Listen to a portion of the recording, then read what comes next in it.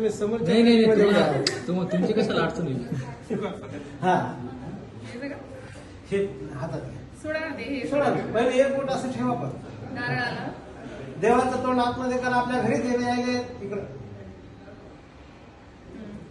चौक मध्ये म्हणा सर्वांनी म्हणा आता बरं का नाही त्यांना मला कशाला म्हणा सर्वांनी भूदेवाहा भू ब्राह्मणाहा मह्यम सह कुटुंबिने महाजनान नमस् कुर्वाणाय आशीर्वचनम अपेक्ष मानाय श्रावण मास पुण्य पर्व काळ मध्ये आद्य दिन मम यह नूतन वास्तु मंदिर मध्ये द्वारस्थ देवतानां वर्धिनी कलश देवतानां पूजन पूर्वकम मम नूतन गृहे आद्य दिन गृह प्रवेश प्रवेशामि प्रवेशामि प्रवेशामि तुम्ही म्हणू नका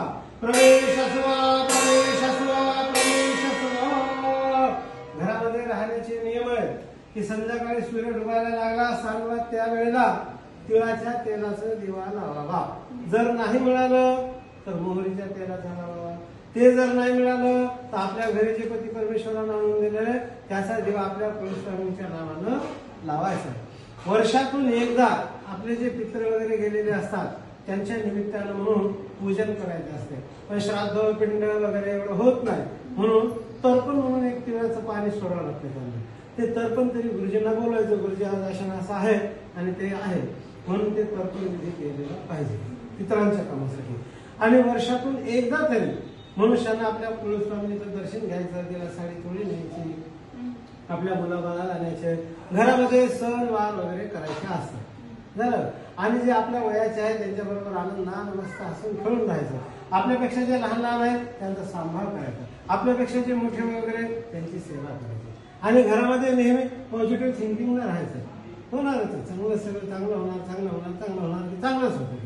कारण वास्तुपुरुष म्हणतो तसा असतो. आता वास्तुशांती झाली नाही सोडा केल्यावर.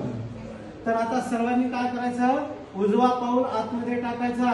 आपला हा खांदा इथं स्पर्श करायचा दाराच्या चौकटीला आणि आतमध्ये यायचं. माझ्या पाठीमागं मंगल कलशाच्या पाठीमागं देव आणि देवाच्या पाठीमागं आपल्या घरचा परिवार सगळ्यांनी यायचं आतमध्ये. बरं का आतमध्ये येताना तुझं काय चाललं का माझं काय चाललं का हे नाही असं. श्रीकृष्ण गोविंद हरे मुरारी असं म्हणा, दिगंबरा दिगंबरा म्हणा, नमः शिवाय म्हणा, परमात्माचं नाव घेऊन आतमध्ये यायचं. बरं का यावेळी